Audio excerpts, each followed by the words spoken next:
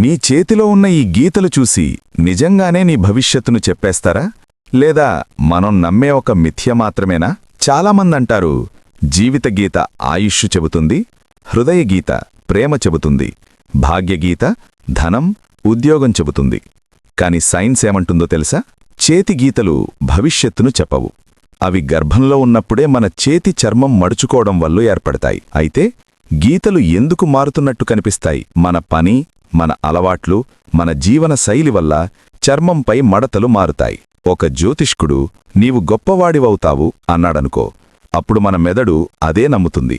అదే నమ్మకం మన చర్యల్ని మార్చేస్తుంది. చేతి గీతలు భవిష్యత్తును కాదు, నీ స్వభావాన్ని చూపుతాయి.